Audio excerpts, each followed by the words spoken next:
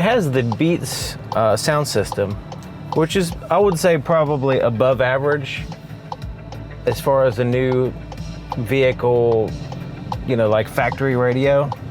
It's not like super great, but it's still good.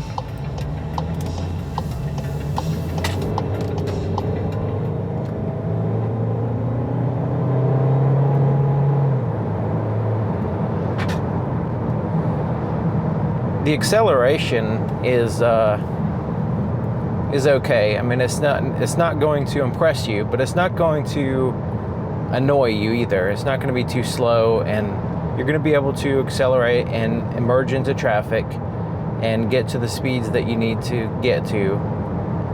You will have, you know, some engine noise and stuff. You will have to have some pretty high RPMs, I guess, in order to get going faster, but just kind of cruising around and driving. Hadn't really been a problem. It hasn't been really a problem as far as the acceleration for what the vehicle is. You know, this is not like a sports car or anything, and it is comfortable getting in and out, and you know, driving it's easy. It has good steering and good visibility, but and the shifting is fine as far as the transmission.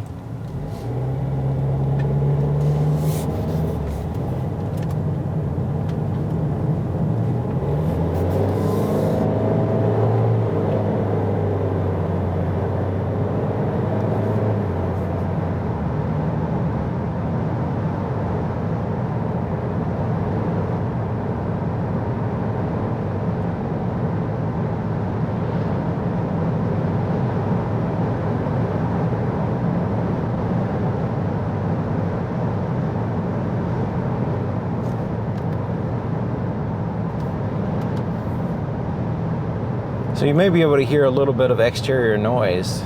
There is some wind noise, and that seems like the wind noise is louder than, say, cars passing by, that kind of thing, or road noise.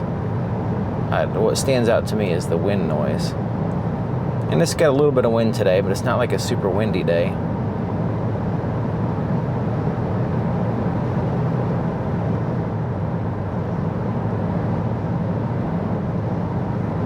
Now, the cruise control system is pretty good as far as keeping you at a distance, a very safe distance. And it has a high variable as far as distance between you and the vehicle in front of you.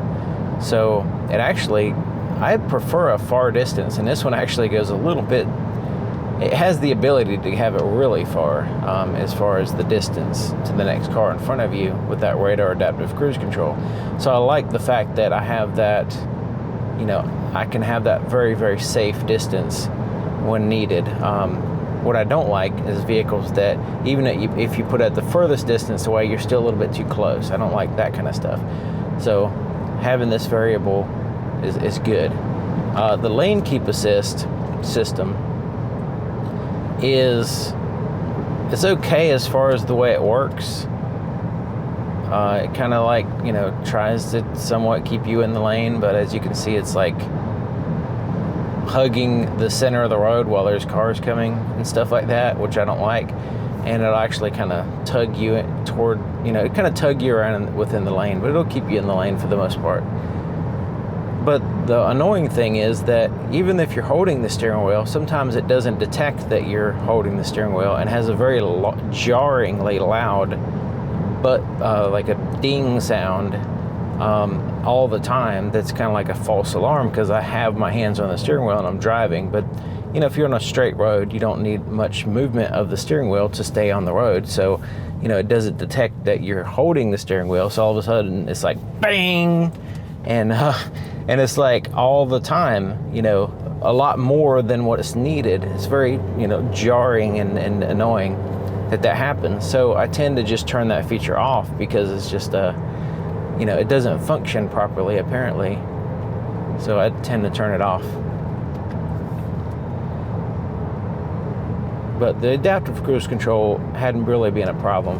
What has been a little bit strange, it's not really a problem, but the fact that the resume and set is not also the the accelerate and deaccelerate for the cruise control. A lot of other, like most other vehicles, those are the same. Both those buttons are the same as far as resume and set, and also accelerate and deaccelerate. They have like these side-to-side buttons here. So I'll set it, and then when I want to slow down, I'll push that button this again, and it won't.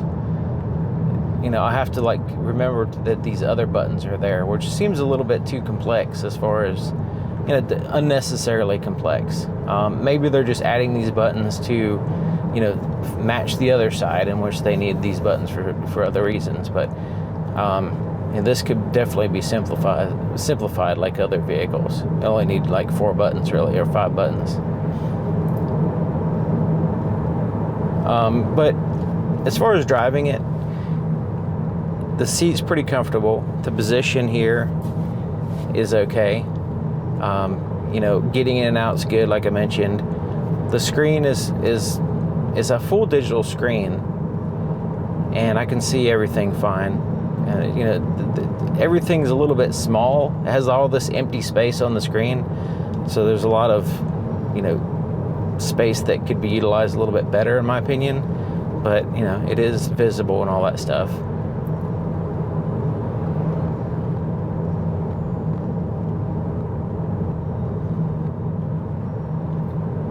The sunroof has a shade that covers up the sunroof, but it doesn't block 100% of the light. It only blocks, like say 80% or whatever, 80, 90%. So there's always some kind of light shining on you. And in the summertime when it's really hot, you just don't always want the sun shining in the vehicle, and there's nothing you can really do about it in this particular case.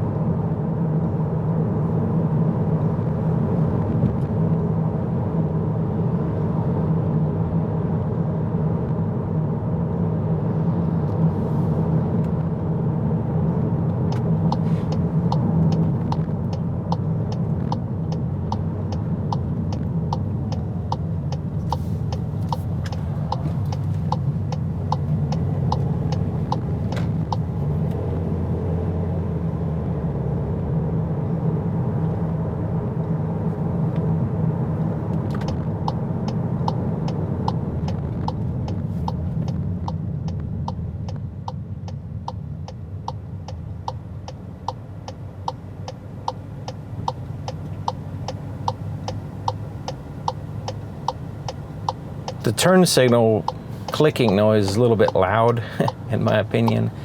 That's another thing that's a little annoying.